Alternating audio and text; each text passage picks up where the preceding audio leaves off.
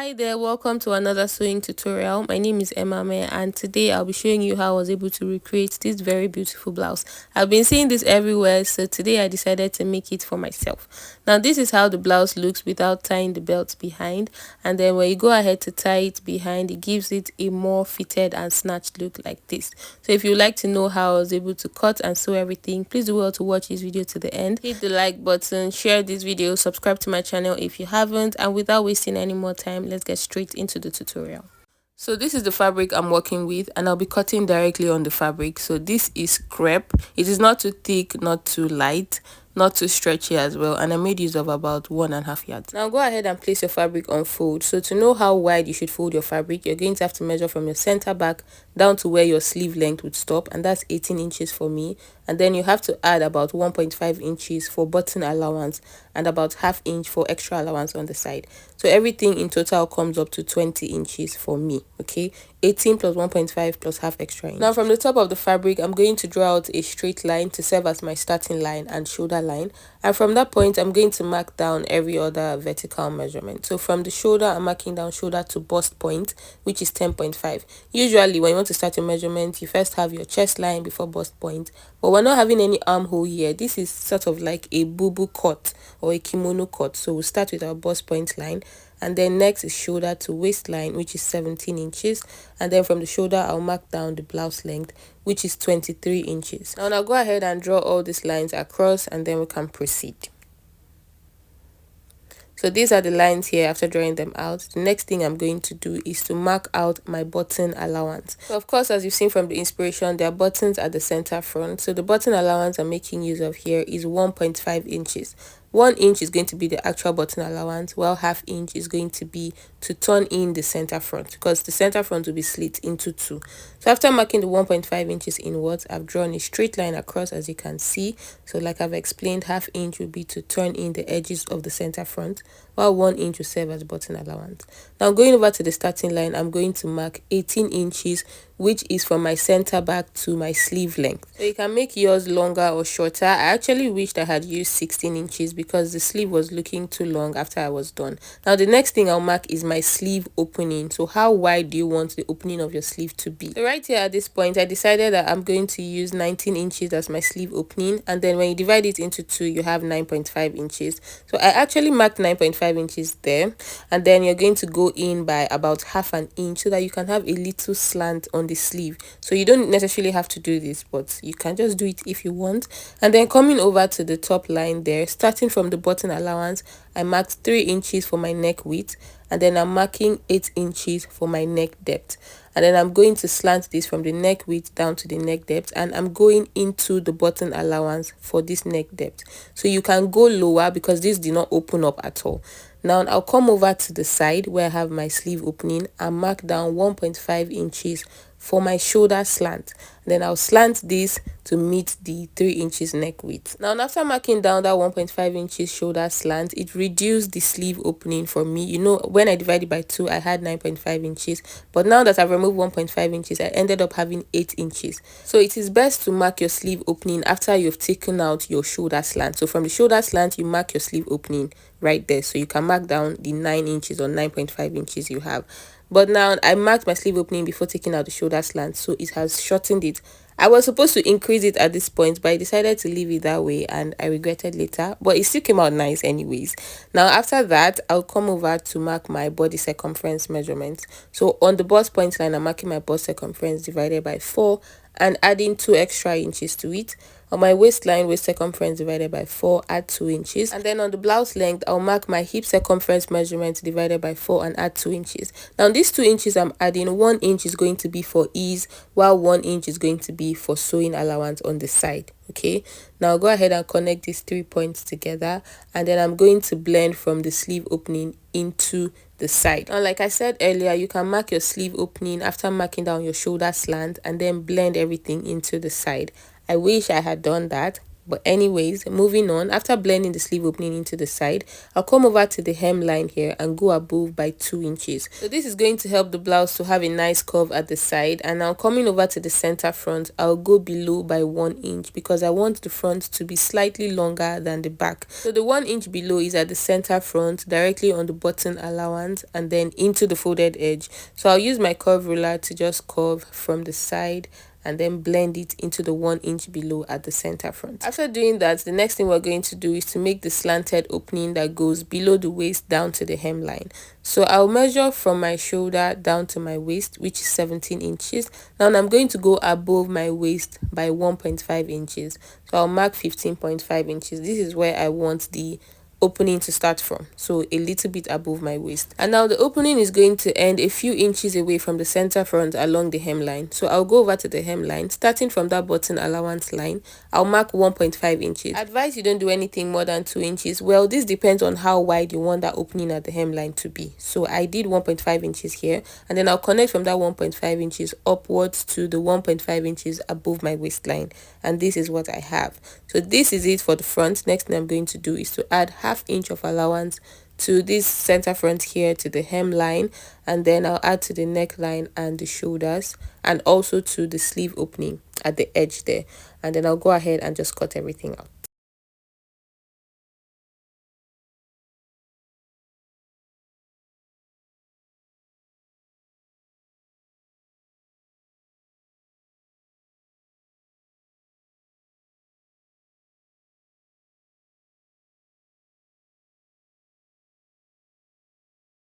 Now when I'm done cutting, you can see what I have for my front pieces. I have 2 separate pieces for the front. I'll place this aside so that we can work on the back piece. So for the back, you place your fabric on a fold again. Remember that you're placing them right sides together. And for the wideness, to know how wide you should fold it, that's going to be the measurement from your center back to your sleeve length. And for me here, that's about 18 inches plus a little half-inch allowance. There is no button at the center back, so no button allowance or zipper allowance. So from the top starting line, I'm going to mark down the shoulder to bust point, 10.5 inches.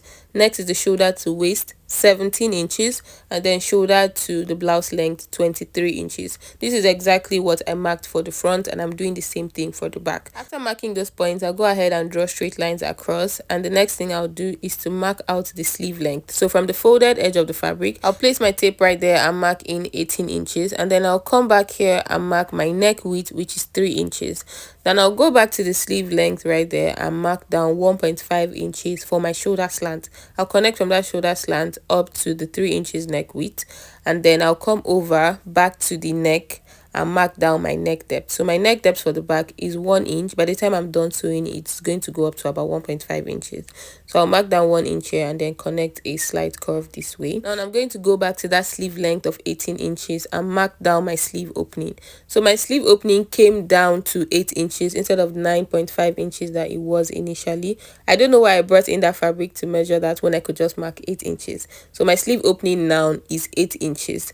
So I just marked that there, and then I'm going to go in by half of an inch. And then I'll connect the points from the top, that's from the shoulder slant down to my sleeve opening. Now I'll go ahead and mark my body circumference measurements. On the bust point line, I'm going to mark my bust circumference divided by 4, add 2 extra inches, go over to the waist circumference divided by 4 is 8 inches, and then I'll add 2 extra inches.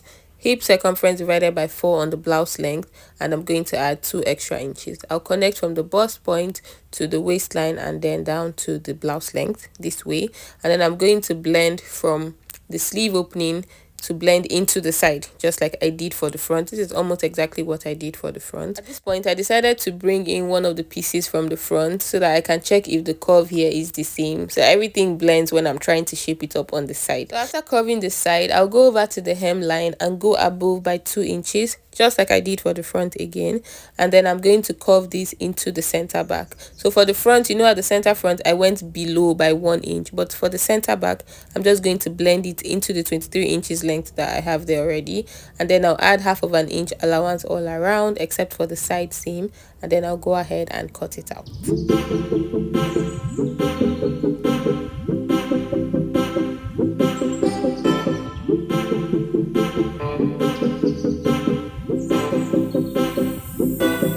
Now this is what I have for the back piece. So I'll place this aside now so that I can cut out the ropes that are going to be tied at the center back.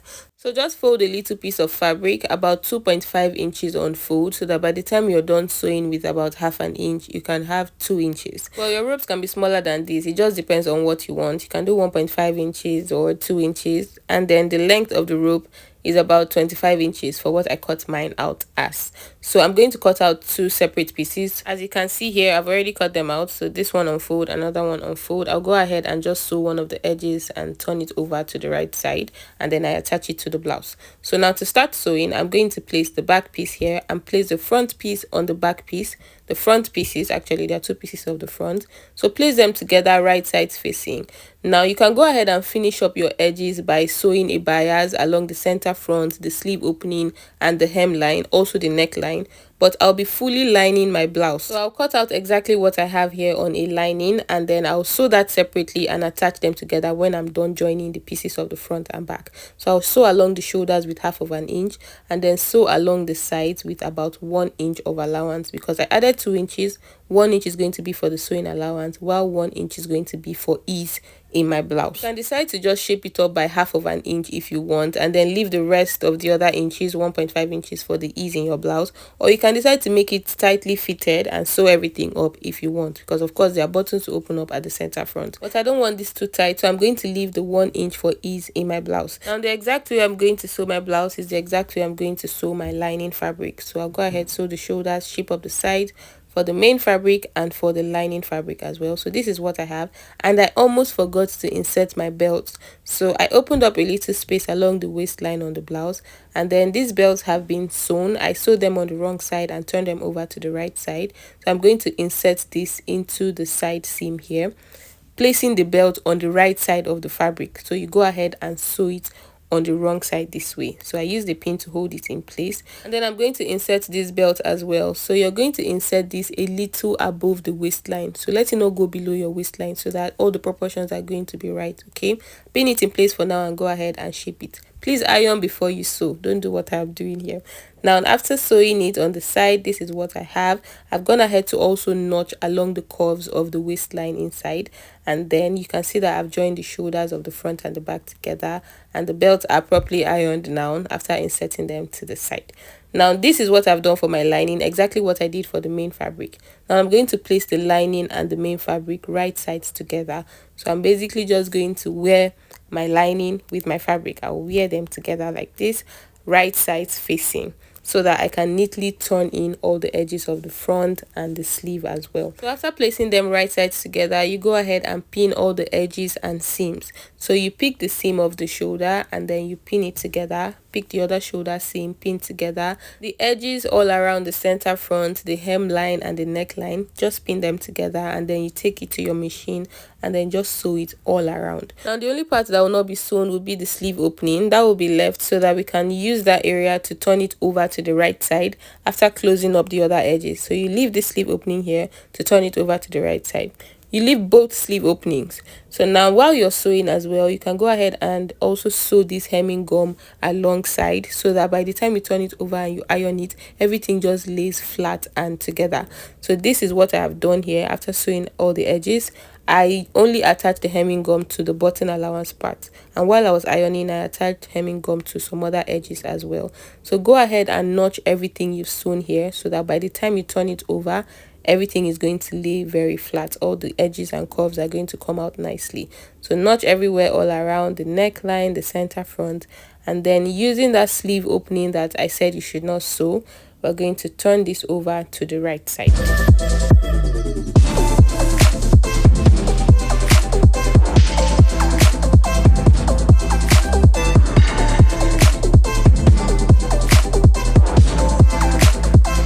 This is what we have here. Next thing to do is to give this a very good press before we finish up with closing the sleeve opening.